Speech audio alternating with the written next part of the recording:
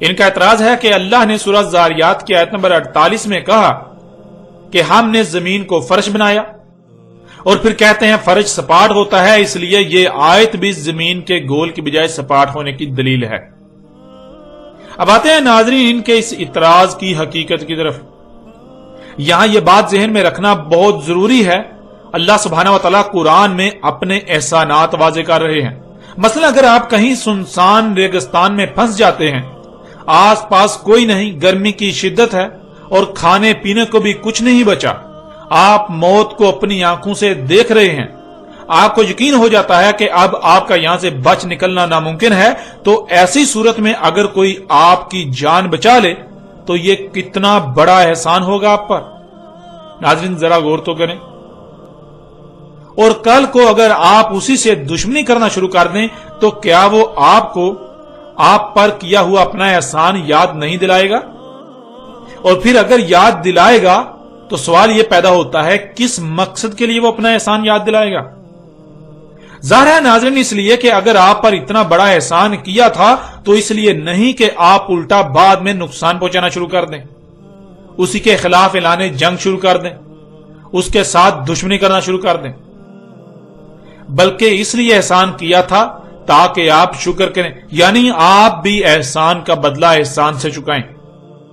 और इसी का अल्लाह सुब्हानहू व तआला ने सूरह रहमान की आयत नंबर 60 में भी जिक्र किया, हल जज़ाउल इहसानी इल्लल इहसान। क्या है जज़ा एहसान की, यानी क्या है बदला एहसान का, मगर एहसान। यानी आप गौर करें कि कौन कौन सी मखलूकात आप पर एहसान कर रही हैं। जरा गौर करें, अगर आपको ऑक्सीजन ना मिले तो क्या आप ऑक्सीजन के बगैर जिंदा रह सकते हैं? तो गौर करें कौन सी मखलूकात हैं जो आपको ऑक्सीजन फराहम कर रही हैं, और क्या वो इसके बदले में आपसे कोई उजरत तलब कर रही हैं, उजरत ले रही हैं, या फिर वो एहसान कर रही हैं? और फिर बदले में आप उन मखलूकात के साथ क्या कर रहे हैं? जरा गौर करें, जो खुराक आप खाते हैं, जो गोश्त वगैरह आप खाते हैं, कौन सी मखलूकात हैं जो आप पर एहसान करती हैं? आपकी भूख को खत्म करने के लिए वो अपनी जान आपके सामने पेश करती हैं, और बदले में क्या आप उन पर एहसान करते हैं? आप बदले में उनको क्या दे रहे हैं? आप बदले में उनके साथ क्या कर रहे हैं? यही अल्लाह सुब्हानहू व तआला ने कहा कि एहसान का बदला क्या है? एहसान ही तो है, एहसान का बदला एहसान है। बिल्कुल ऐसा ही नाज़रीन आप गौर करें कि आज पूरी दुनिया के इंसान क्या कर रहे हैं, इंसानों को दुनिया में किस मकसद के लिए भेजा गया और उसके बरक्स वो दुनिया पर क्या अमाल इंजाम दे रहे हैं। जमीनों आसमानों को दिन रात नुकसान पहुंचा रहे हैं, उनमें फसाद कर रहे हैं, मखलूकात को इधर से उधर कर रहे हैं, मखलूकात को उनके मकामात से हटा रहे हैं। तो ऐसी सूरत में अल्लाह सुब्हानहू व तआला कुरान में इंसान पर अपने किए हुए एहसानात याद दिला रहे हैं कि ये एहसानात तुम पर इसलिए किए थे कि तुम उल्टा अल्लाह से ही दुश्मनी मोल लो, उसकी खलक में छेड़छाड़ करना शुरू कर दो, अल्लाह के खिलाफ मंसूबाबंदियां करना शुरू कर दो, जो आज तुम कर रहे हो। यूं अल्लाह सुब्हानहू व तआला इंसान को अपने एहसानात याद दिला रहे हैं कि हमने तुम्हारे लिए जमीन को फर्श बनाया, जैसा कि आप इस आयत में देख सकते हैं। सूरह ज़ारियात की आयत नंबर 48 में अल्लाह सुब्हानहू व तआला कहते हैं, और अर्द थी फर्श बना दिया हमने उसे, यानी रहने के काबिल बना दिया। फर्श कहते हैं रहने के काबिल जगह को। और नाज़रीन दूसरे कई मकामात पर अल्लाह सुब्हानहू व तआला ने बिल्कुल खोल खोल कर वाज़ेह कर दिया कि जमीन गेंद की तरह गोल है। ना सिर्फ गेंद की तरह गोल है बल्कि तेज रफ्तारी से सफर कर रही है, अपने ही महवर पर भी घूम रही है। और इस आयत में यही बताया जा रहा है, यही कहा जा रहा है कि देखो किसी गोल और तेज रफ्तारी से कई अतराफ में बैक वक्त सफर करने वाली शय पर इतने सुकून से रहा जा सकता है, रहा जा सकता था। इसके बावजूद हमने तुम पर यह एहसान किया, इतना अजीम एहसान किया कि जमीन के गेंद की तरह गोल होने की वजह से नाकाबिले रहाइश होने के बावजूद और कई सिमतों में सफर करने की वजह से भी नाकाबिले रहाइश होने के बावजूद तुम्हारे लिए फर्श यानी रहने के काबिल बनाया, काबिल रिहाइश बना दिया। क्या यह इतना अजीम एहसान इसलिए तुम पर किया था कि तुम जमीनों आसमानों में छेड़छाड़ करो, अल्लाह की आयात का कज़ब करो, आसमानों और जमीनों को फसाद ज़दा करो, अल्लाह से दुश्मनी करो? اللہ کی مخلوقات کو ان کے مقامات سے ہٹاؤ، کیا اس لیے یہ عظیم احسان تم پر کیا تھا؟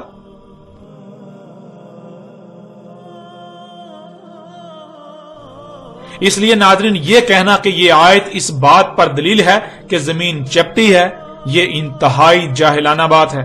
اگر ایسا ہوتا تو قرآن میں اللہ سبحانہ وتعالی بار بار شکر کرنے کی تلقین نہ کرتا۔ شکر کہتے ہیں احسان کا بدلہ احسان سے چکانے کو۔ شکر کہتے ہیں جو کچھ بھی آپ کو عطا کیا گیا، جس مقصد کے لیے عطا کیا گیا، اسی مقصد کے لیے اس کے استعمال کو۔ اور پھر یہ بھی دیکھیں کہ ان آیات میں اللہ سبحانہ وتعالی نے زمین کو فرش کی بجائے قرار کہا۔ سورہ نمل کی آیت نمبر 61 میں اللہ سبحانہ وتعالی کا کہنا ہے، امن جعل الارض قرارا، کون ہے، کیا ہے جس نے ارض کو کر دیا ٹھہرنے کی جگہ، ٹھہرنے کے قابل کر دیا۔ پھر سورہ غافر کی آیت نمبر 64 میں اللہ سبحانہ وتعالی نے کہا، اللہ الذی جعل لکم الارض قرارا، اللہ ہے، وہی ذات ہے، جعل کر دیا تمہارے لیے ارض کو، زمین کو قرار، ٹھہرنے کے لائق، ٹھہرنے کے قابل۔ اب ناظرین ذرا غور کریں، ان آیات میں زمین کو انسانوں کے لیے قرار کیوں کہا؟ قرار کہتے ہیں جس پر ٹھہرا جا سکے، اور یہ لفظ وہاں استعمال کیا جاتا ہے جہاں ناممکن کو ممکن بنایا گیا ہو۔ مثلاً آپ گاڑی پر سامان لاد کر لے جا رہے ہوں، اگر سامان باندھا ہوا نہیں تو گاڑی چلنے سے سامان ہلے گا، ادھر ادھر ہوگا، یہاں تک کہ سر کر نیچے بھی گرے گا۔ اور اس کے برعکس قرار کہتے ہیں گاڑی تو چلتی رہے مگر سامان بالکل ایسے ٹھہرا ہوا ہو جیسے کہ وہ کھڑی گاڑی پر پڑا ہوا ہے، رکی ہوئی گاڑی پر پڑا ہوا ہے۔ اب ناظرین اگر صرف اتنا ہی بتانا مقصد تھا کہ زمین تمہارے لیے ٹھہرنے کی جگہ بنا دی، تو کیا انسان کو نظر نہیں آ رہا؟ یعنی کیا انسان کو یہ نظر نہیں آ رہا کہ زمین قرار ہے، وہ زمین پر ٹھہرا ہوا ہے؟ کیا انسان زمین پر ٹھہرا ہوا نہیں ہے؟ کیا انسان کو زمین پر ٹھہرنے میں مشکل پیش آتی ہے کہ وہ ادھر ادھر گر رہا ہے، ادھر ادھر پھسل رہا ہے؟ جیسے کہ آپ چلتی ہوئی گاڑی پر سوار ہوں تو آپ ادھر ادھر ہل رہے ہوں گے، پھسل رہے ہوں گے، آپ کو مشکل پیش آ رہی ہوگی ٹھہرنے میں۔ جب انسان زمین پر ٹھہرا ہوا ہے، وہ ادھر ادھر نہیں گر رہا، تو پھر انسان کو یہ کہنا کہ ہم نے تمہارے لیے زمین کو قرار بنایا، یہ بات تو بے بنیاد ہو جاتی ہے، کیونکہ یہ تو انسان کو پہلے ہی علم ہے کہ زمین ٹھہرنے کے قابل ہے، اسی لیے تو وہ اس پر ٹھہرا ہوا ہے، کیونکہ وہ سمجھتا ہے کہ زمین چپٹی ہے۔ مگر انسان کو یہ علم نہیں تھا کہ زمین چپٹی نہیں بلکہ گیند کی طرح گول ہے، اور نہ صرف گیند کی طرح گول بلکہ تیز رفتاری سے بیک وقت کئی طرف سفر کر رہی ہے۔ تو یہی اللہ سبحانہ و تعالی انسان پر واضح کر کے اپنا احسان یاد دلا رہے ہیں، اپنا احسان سامنے لا رہے ہیں کہ دیکھو ایک گولے کی مانند گول زمین جو بیک وقت کئی سمتوں میں انتہائی تیز رفتاری سے سفر کر رہی ہے، کیا اس پر ٹھہرا جا سکتا تھا؟ اس پر انتہائی سکون سے بے فکر ہو کر رہا جا سکتا تھا؟ ادھر ادھر گرنے کا خوف نہیں، رائی برابر بھی ذہن اس طرف نہیں جاتا کہ کہیں تم زمین کے نیچے گر پڑو گے؟ تو یہ کس نے کیا؟ یہ اتنا عظیم احسان ہم نے تم پر کیا، یہ اتنا عظیم احسان جس نے کیا وہ اللہ ہے، غور کرو۔ اور پھر تم اس احسان کے بدلے اللہ کے ساتھ کیا کر رہے ہو؟ غور تو کرو، تم زمین و آسمانوں کے ساتھ کیا کر رہے ہو، فطرت کے ساتھ کیا کر رہے ہو؟ تم الٹا اللہ کے دشمن بنے ہوئے ہو۔ ہم نے تم پر اتنا عظیم احسان کیا اور تم الٹا ہمارے ساتھ ہی دشمنی کر رہے ہو، زمین و آسمانوں کو فساد زدہ کر رہے ہو، زمین اور اس کے گرد گیسوں جو کہ 7 تہ دفتر گیسوں کی تہیں ہیں، 7 آسمان، ان میں چھیڑ چھاڑ کر رہے ہو، ان میں پنگے لے رہے ہو، ان میں مخلوقات کو ان کے مقامات سے ہٹا رہے ہو، ان کا غلط استعمال کر رہے ہو، ان میں تبدیلیاں کر رہے ہو۔ کیا اس لیے تم پر اتنا عظیم احسان کیا تھا کہ تم یہ سب کرو؟ ناظرین زمین کو فرش کہنا، زمین کو قرار کہنا، اس کا مقصد ہرگز یہ نہیں تھا کہ مشرکین عرب اور یہود و نصارہ کے عقائد کی تائید و تصدیق کی جا رہی ہے، بلکہ ان آیات کا مقصد انسان کو اپنے احسانات یاد دلا کر اسے اللہ کے ساتھ بغاوت کرنے سے روکنا ہے، اگر وہ احسان کا بدلہ نہیں چکاتا تو پھر اسے دوسری طرح روکا جائے گا، ڈنڈے کے ساتھ، طاقت کے ساتھ، قوت کے ساتھ۔ اور آج اگر وہ نہیں مانتا، جو کہ نہیں مانے گا، تو ان قریب وہ اس کا انجام بھی اپنی آنکھوں سے دیکھ لے گا۔